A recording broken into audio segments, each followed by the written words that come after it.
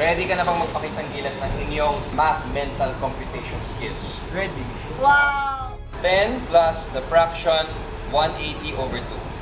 100 times 5. 500 times 10. 8,000. 5,000 plus 5,000. 10,000. 7,843 minus 7,800. 40. 304 times 296. 29,000.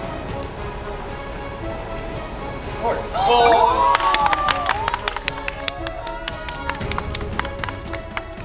Teacher Percy, grabe ang astig niyo po talaga, ang galing niyo po sa math.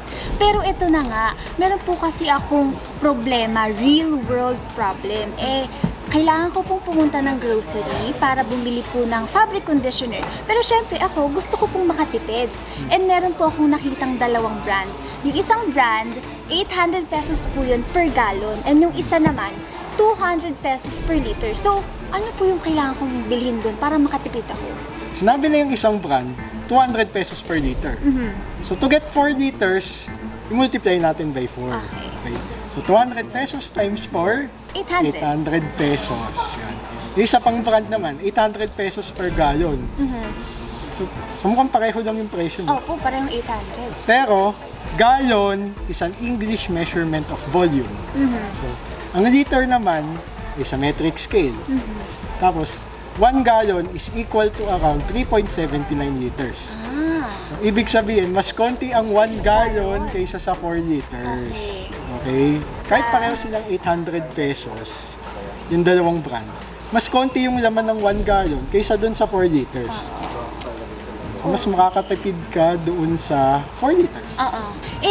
Teacher Percy, ito po bang mga math na to, itong talagang napakahirap na ginagawa nyo, nagagamit nyo po ba siya sa work ninyo? Yes. Yung trabaho ko ngayon, that is in the actuarial field. Oh, ano po yung actuarial field? The actuarial field is the field that deals with the financial consequences of risk. Di ba yung financial?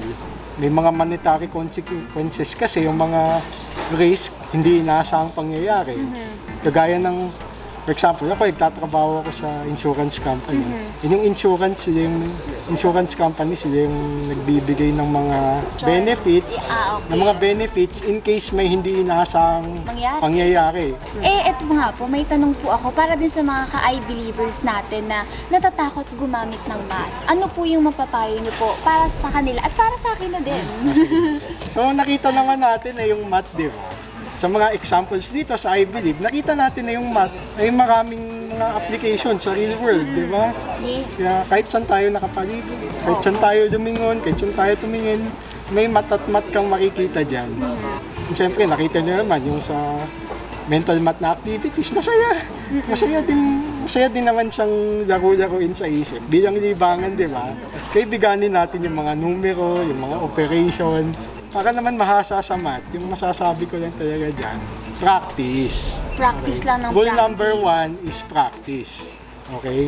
Kasi yung rule number 2, balik tayo sa rule number 1, which is practice. Okay? Ayun, mga ka-I-believers, syempre, thank you so much, Teacher Percy, sa pagpapaintindi sa amin kung ano talaga yung kahalagahan ng math sa pang-araw-araw na buhay natin. Thank you. Thank you po!